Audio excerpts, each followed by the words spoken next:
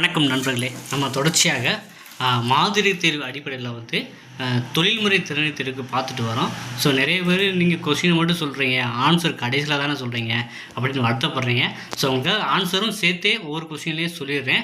So நீங்கள் முதல் தடவை நம்ம சேனலை பார்க்குறவராக இருந்தால் மறக்காமல் சப்ஸ்கிரைப் பண்ணிட்டு கண்டினியூ பண்ணுங்கள். அதே போல் பார்த்தீங்கன்னா உங்களுக்கு 10 மாதிரி தேர்வு அடங்கிய தொகுப்பு வேணும் அப்படின்னா இந்த டிஸ்பிளேயில் வாட்ஸ்அப் சாட் பண்ணி நீங்கள் வாங்கி பயன் பெறலாம். எக்ஸாமுக்கான அறிவிப்பு பார்த்திங்கன்னா நமக்கு ஜூன் மாதம் இருக்கும். ஸோ இது வரைக்கும் படிக்க முடியாத கூட இப்போ இருந்து ஸ்டார்ட் பண்ணால் கூட ஓரளவு வெற்றி பெறலாம். ஏன்னா 3ல் ஒருத்தருக்கு வேலை கிடைக்க போகுது. ஸோ அதனால் நம்பிக்கையோடு படிக்க ஆரம்பிங்க. அது 71வது கொஸ்டின். கனரக வாகனங்களில் பொருத்தப்பட்டுள்ள 6 சிலிண்டர் என்ஜின்களில் டேஸ் வரிசையில் எரிபொருள் ஸ்ப்ரே செய்யப்படுகிறது. ஸோ இது பார்த்திங்கன்னா இந்த கொஷின் இதில் கேட்டிருந்தாங்க SCTCயில். அப்போ ஆப்ஷன் 1, 4, 2, 6, 3, 5 இந்த வரிசையில் தான் எரிபொருள் ஸ்ப்ரே செய்யப்படுகிறது. Option A. அப்புறம் 72 பார்த்திங்கன்னா 6 சிலிண்டர் உள்ள என்ஜின்களில் டேஸ் எக்ஸால்ட் வால்வுகள் உள்ளன. 6 சிலிண்டர் உள்ள என்ஜின்களில் பார்த்திங்கன்னா 6 எக்ஸால்ட் வால்வுகள் உள்ளன. Option C. 6 சிலிண்டர்கள் உள்ள என்ஜின்களில் 6 எக்ஸால்ட் வால்வுகள் உள்ளன. ஸோ அடுத்த கொஸ்டின் 73 பாருங்கள். ஸோ தவறான கியர் நம்ம யூஸ் பண்ணுறதுனால டீசல் உபயோகத்தை டேஸ் சதவீதம் அதிகரித்து செய்யும். ஸோ நம்ம கரெக்டான கியரில் தான் வண்டி ஓட்டணும். ஸோ நமக்கு பார்த்திங்கன்னா அதுக்கு தகுந்த மாதிரி ஓட்டலை கியர் நம்ம மாறி மாறி போட்டு நம்ம ஓட்டிக்கிட்டு இருக்கோம். இப்போ புதுசாக டிரைவிங் பழக்கம்னா அப்படி தான் பண்ணுவாங்க.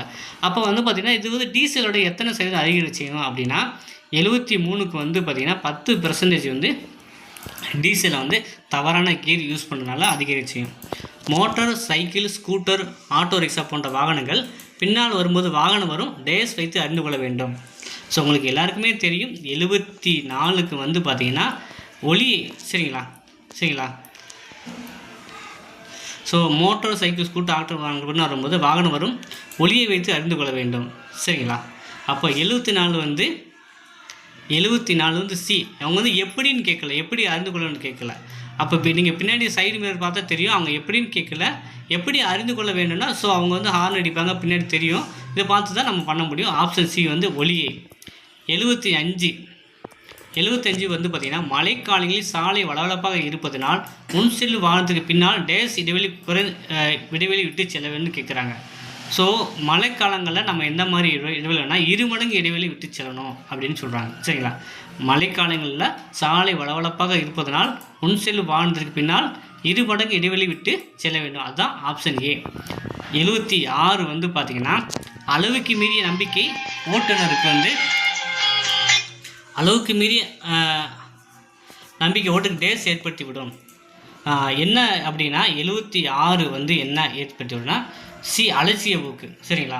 அளவுக்கு மீறி நம்பிக்கை சில பேர் கையை விட்டுட்டு அவங்கள்ட்ட தலை சீவிட்டு இருப்பாங்க, தண்ணி குடிச்சிக்கிட்டு இருப்பாங்க. ஸோ இது பார்த்திங்கன்னா இந்த மாதிரி நம்பிக்கை தான் ஒரு அலட்சிய போக்கு ஏற்படுது. ஆப்ஷன் சி தான். என்ஜின் இயங்கும் போது என்ஜினை குளிர்விக்க ரேடியேட்டர் டேஸ் உபயோகப்படுத்தப்படுகிறது.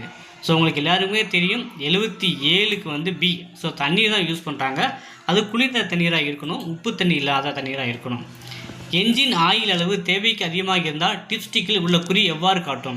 ஸோ என்ஜின் ஆயில் அதிகமாக இருக்குது அப்படின்னா அந்த டிப்ஸ்டிக்கில் உள்ள குறி அந்த ஆரம் எப்படி காட்டும் அப்படின்னு கேட்டிருக்காங்க. 78க்கு பார்த்திங்கன்னா ஆப்ஷன் ஏ. எஃப்க்கு மேல். சரிங்களா. அப்போ எஃப்னா அது எதுக்கு மேலே ஃபுல்லாக இருக்குது, அதுக்கு மேலே காமிக்குது. என்ஜின் ஆயில் அளவு தேவைக்கு அதிகமாக இருந்தால் டிப்ஸ்டிக்கில் உள்ள குறி எவ்வாறு அந்த ஆரம் மார்க் எஃப்க்கு மேல். அப்புறம் 79 கனரக வாகனங்கள் ஓட்டுநர் இருக்கிற சாய்மானம் உங்களுக்கு எல்லாருக்குமே தெரியும். அது செங்குத்தாக இருக்கணும். செங்குத்தான் என்னது 90 டிகிரியில் இருக்கணும்.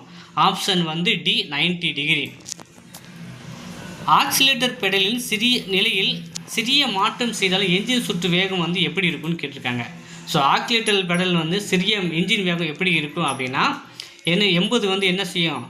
80 சி பெரிய அளவில் மாறுபடும். சரிங்களா. நம்ம ஆக்சிலேட்டர் பெடலை எடுக்கிறோம் வைக்கிறோம் அப்படின்னாலும் சிறிய அளவில் மாற்றம் இருந்தாலும் 80க்கு சி பெரிய அளவில் மாறுபடும் என்ஜின் சுற்று வேகம். வாகனம் ஓடிய தூரத்தினை அளவிட டேஸ் மீட்டர் உதவும். வாகனம் ஓடிய தூரத்தினை. சரிங்களா. ஸோ ஆப்ஷன் 81க்கு பி.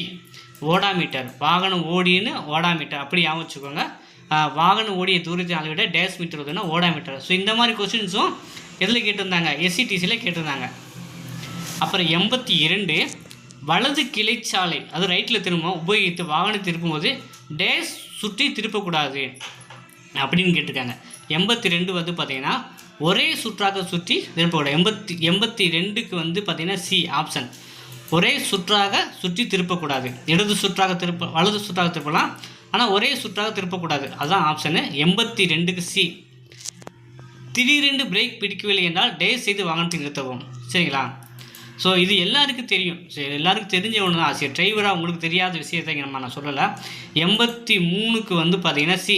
ஸோ நம்ம வந்து கீரை வந்து கொஞ்சம் கொஞ்சமாக குறைச்சிட்டு வரணும். ஸோ இதுதான் பிரேக் பிடிக்கலன்னா எல்லோரும் செய்கிற கடமை. கீர் மாட்டோம், அது கீர் மாட்டோம். வந்து நம்ம டாப்பில் இருக்கோம்னா அதுலேருந்து 1 by 1 நம்ம குறைச்சிட்டே வரணும். ஓகேவா? ஓட்டுநர் வாகனத்தை நகர்த்தும் பொழுது பின்புறம் செலுத்தும் போது டேஸ் என்று உறுதி செய்த பிறகு வாகனத்தை செலுத்த வேண்டும். அது என்னென்ன கேட்குங்க. வாகனத்தில் காற்று உள்ளது, கண்மறைவு பிரதேசம் யாரும் இல்லை, வாகனத்தில் அழுத்தம் உள்ளது, மேலே உள்ள எதுவும் இல்லை. ஸோ 84க்கு வந்து பார்த்திங்கன்னா 84 வந்து ஓட்டுநர் வாகனத்தை நகர்த்தும் பொழுது பின்புறம் செலுத்தும் போதும் டேஸ் என்றது கண்மறைவு பிரதேசத்தில் யாரும் இல்லை. ஸோ நம்ம வந்து வண்டி எடுக்கிறீங்க, ஸோ பின்னாடி வந்து யாரும் சின்ன குழந்தைங்க விளக்கலாம், இல்லாட்டி முன்னாடி அடியில் யாரும் நிற்கலாம். அப்போ வந்து பார்த்திங்கன்னா யாருமே இல்லை அப்படின்னா வண்டியை நகட்டணும். ஸோ அந்த பேசிக் கொஸ்டின்ஸ் எல்லோரும் தெரிஞ்சது தான். இப்போ வந்து பார்த்திங்கன்னா இப்போ ஸ்கூல் வேனில் பிள்ளைங்க இறக்கி விடுவாங்க, அவங்க முன்னாடி போயிட்டாங்களா என்ன பண்ணாமல் வண்டி எடுத்துருவாங்க. அப்போ நிறைய இடத்துல வந்து பார்த்திங்கன்னா வீட்டில் உள்ள குழந்தைகளே வந்து பார்த்திங்கன்னா கார் கடியில் போய் நின்றுக்கிட்டு இருக்கும், அவங்கள்ட்ட வண்டி எடுத்துப்பாங்க. ஸோ இந்த மாதிரிலாம் இருக்குது. வந்து பார்த்திங்கன்னா பி வந்து தான் கரெக்டான பதில். கண்மறைவு பிரதேசத்தில் யாரும் இல்லை அப்படின்னு பார்த்துட்டு வண்டியை நம்ம மூவ் பண்ணணும். பிரிவு வந்து 189 படி அரசு அனுமதியின்றி மோட்டார் வாகன பந்தயத்தில் ஓட்டுதல் அல்லது வேக சோதனை செய்த குற்றத்துக்கு டேஸ் ரூபாய் அபராதம் வைக்கப்படும். ஸோ நீங்கள் வந்து பார்த்தீங்கன்னா நீங்கள் வந்து இப்போ பசங்கள்லாம் வந்து பெரிய பெரிய பைக்கில் சிசி கொண்ட பைக்கில் வந்து ரைட் போடுறாங்க, அதுவே வந்து ஓட்டப்பந்தயம் மாதிரி பண்ணுறாங்க. ஸோ இதுக்கு வந்து என்ன ஃபைன் போடுறாங்க கவர்மெண்ட் வந்து கேட்டிருக்காங்க. ஸோ 85க்கு வந்து எவ்வளோ ரூபாய்னா 5000 ரூபா ஃபைனு. 85க்கு வந்து பார்த்திங்கன்னா அதிவேகமாக ஓட்டுதல் அந்த மாதிரி வந்து ஃபாஸ்ட்டாக ஓட்டி ரைட் பண்ணுறாங்க அப்படிங்கிறதுக்கு 5000 ரூபா ஃபைனு. நேருக்கு நேர் முதல் டேஸ் நேரில் அதிகமாக ஏற்படுகிறது. காலை மதியம் இரவு மேலே உள்ள அனைத்தும். ஸோ 86க்கு வந்து சி இரவு நேர் தான். ஸோ இரவு நேர் தான் அவங்க கண்ணேறதுக்கு நிறைய வாய்ப்பு இருக்கிறனால இரவு தான் பதில். தீயணைக்கும் படையை சேர்ந்த வாகனங்களுக்கு உச்ச வேக அளவு ஸோ ஃபயர் இன்ஜின் வருது, அதுக்கான வேக வரம்பு வந்து கொடுத்துருக்காங்க. ஸோ 87க்கு வந்து பார்த்திங்கன்னா ஆப்ஷன் வந்து பார்த்திங்கன்னா பி. ஸோ 87க்கு வந்து பார்த்திங்கன்னா அதிகபட்ச உச்ச வேகம் நம்ம 50 km ஸ்பீடில் போகலாம். அடுத்து வந்து பார்த்திங்கன்னா சாலை ஒழுங்குமுறை விதிகள் 1980 எப்போது அமலுக்கு வந்தது? சாலை ஒழுங்குமுறை விதிகள் 1980 எப்போது அமலுக்கு வந்தது அப்படின்னு கேட்டிருக்காங்க. ஸோ 88 வந்து ஏ. 1/7/1989 சரிங்களா? அதாவது ஜூலை 1ஆம் தேதி 1989ஆம் தேதி தான் உங்களுக்கு சாலை ஒழுங்குமுறை விதிகள் வந்து அமலுக்கு வந்தது. ஒருவருக்கு பயிற்சி உரிமை எந்த அத்தியாயத்தின் கீழ் வழங்கப்படுகிறது? ஸோ ஒருத்தருக்கு டிரைவிங் லைசன்ஸு எந்த அத்தியாயத்தின் கீழ் வழங்கப்படுகிறதுன்னு கேட்டிருக்காங்க. 89. ஸோ 89க்கு டி மத்திய மோட்டார் வாகன சட்டம் 1988 2வது அத்தியாயம். மத்திய மோட்டார் வாகன சட்டம் 1988 2வது அத்தியாயம்.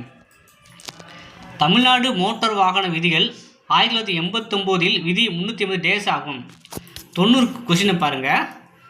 90க்கு வந்து பார்த்திங்கன்னா தமிழ்நாடு மோட்டார் வாகன விதிகள் 1989 விதி 380 இரும்பு பாதையில் கடத்தல் ஆகும். ஸோ விதி வந்து 389னா இரும்பு பாதை கடத்தல் ஆகும்.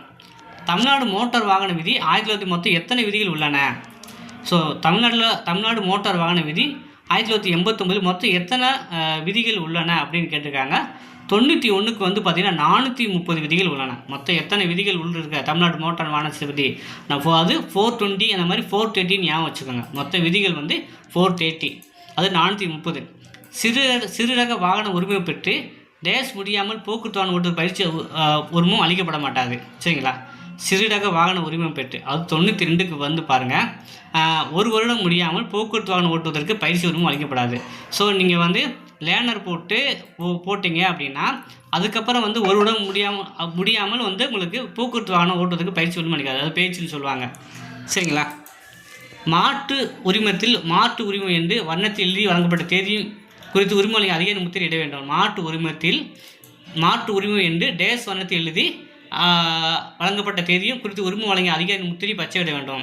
ஸோ தொலைச்சிருப்பாங்க, அதுக்கு வந்து டூப்ளிகேட் கொடுத்துருப்பாங்க, அதுக்கு எந்த கலரில் வந்து கையெழுத்து போட்டுக்கணும்னு கேட்குறாங்க.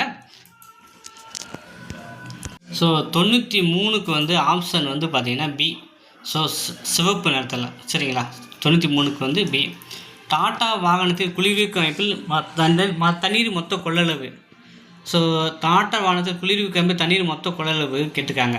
ஸோ 94க்கு வந்து சி சரிங்களா. ஸோ 94க்கு வந்து சி. ஆனால் வந்து பார்த்திங்கன்னா இப்போ அப்டேட் புது புக்கில் வந்து 19 லிட்டர் தான் கொடுத்துருக்காங்க. அதை கொஞ்சம் நோட் பண்ணிக்கோங்க ஓகேவா. டாட்டா வாகனத்தில் ரேடியேட்டர் தான் குளிர்விக்கும் அமைப்பில் தண்ணீர் மொத்த அளவு வந்து பார்த்திங்கன்னா இப்போ 19 தான் கொடுத்துருக்காங்க. கொஞ்சம் நோட் பண்ணிக்கோங்க புது புக்கில் 2023 அப்டேட் எடிஷனில் ஓகேவா. ஸ்டேரிங் பொருத்தப்பட்ட வாகனங்கள் தற்போது அதிக அளவில் பயன்பாட்டில் உள்ளன. 95 வந்து பார்த்திங்கன்னா பவர் ஸ்டேரிங் பொருத்தப்பட்ட வாகனங்கள் தான் இப்போது அதிக அளவு பயன்பாட்டில் உள்ளன. லேலின் வாகனத்தின் சேசிஸ் எடை கேட்டிருக்காங்க. சேசிஸ்னால் உங்களுக்கு தெரியும், அந்த சட்டை மட்டும் இருக்கும், அந்த டிரைவர் சீட் இருக்கும், அந்த பாடி இது மட்டும் இருக்கும், பாடியெலாம் கெட்டாமல் இருக்கும், அதுதான் சேசின்னு சொல்லுவாங்க. லேலின் வாகனத்தின் சேசிஸ் எடை அது மட்டும் எவ்வளோன்னு கேட்டிருக்காங்க. 96க்கு வந்து பி. 4200 கிலோகிராம். 6 சிலிண்டர் உள்ள என்ஜினில் டேஸ் இன்செக்டர் இருக்கும். 6 சிலிண்டர் உள்ள என்ஜினில் டேஸ் இன்செக்டர் இருக்கும் அப்படின்னு கேட்டிருக்காங்க. 97க்கு வந்து டி. 6 சிலிண்டர் உள்ள என்ஜினில் 6 இன்செக்டர் இருக்கும். ரேடியேட்டரில் உள்ள டேஸ் அமைப்பினால் குளிர்விப்பு அமைப்பில் உள்ள காற்று குமிழ்கள் நீக்கப்படுகிறது. ரேடியேட்டரில் உள்ள டேஸ் அமைப்பினால் குளிர்விக்கும் அமைப்பில் உள்ள காற்று குமிழ்கள் நீக்கப்படுகிறது. ஸோ 98க்கு வந்து ஏ. ஸோ ஏ டி ஏரேஷன் டேங்க். எரிபொருள் உயரழுத்த பம்பின் மூலம் டேஸின் உத்தரவுப்படி இன்செக்டருக்குள் செய்கிறது. எரிபொருள் உயரழுத்த பம்பின் மூலம் டேஸின் உத்தரவுப்படி இன்செக்டருக்குள் செல்கிறது அப்படின்னா 99A ECU. மழை நேரத்தில் வாகனத்தின் முன்பக்க கண்ணாடி விழும் மழை நீரை துடைப்பது டேஸ் பயன்படுகிறது அப்படின்னா இதுக்கு வந்து பார்த்திங்கன்னா wiper motor assembly. So wiper வச்சுருப்பாங்க தெரியும் உங்களுக்கு, அது முன்னாடி அடிச்சிட்டே இருக்கும், அதுக்கு பேர் வந்து வைப்பர் மோட்டார் அசம்பிளி. ஸோ இப்போ வந்து பார்த்திங்கன்னா நான் 30 கொஸ்டின் சொன்னேன். 30 கொஸ்டினில் ஸோ உங்களுக்கு ஒரு மனசாட்சி படி எத்தனை கொஸ்டின் உங்களுக்கு ஆன்சர் தெரிஞ்சது அப்படிங்கிறத கமெண்டில் தெரிவிங்க. ஸோ நம்ம வந்து டெய்லி இந்த மாதிரி வந்து ஒரு 30 கொஸ்டின் பார்க்க போகிறோம். இதுலேருந்து கூட உங்களுக்கு இம்பார்ட்டன்ட் கொஸ்டின்ஸ் கேட்கலாம். ஸோ இதுலேருந்து உங்களுக்கு புது ஐடியாவும் கிடைக்கும். ஸோ நம்ம வந்து பார்த்திங்கன்னா ஐஆர்டி புக் பேஸ் பண்ணி இது மாதிரி இப்போ 1 வேர்டும் 10 மாதிரி தேர்வும் கொடுத்துட்ருக்கோம். விருப்பம் உள்ளவங்க வாங்கி படிக்கலாம். ஸோ இந்த காணொலி பிடிச்சிருந்தால் மறக்காமல் லைக் பண்ணி வச்சுருங்க. உங்களுக்கு நண்பருக்கு தேவைன்னா அவங்களுக்கு ஷேர் பண்ணி விடுங்க. நன்றி, வணக்கம்.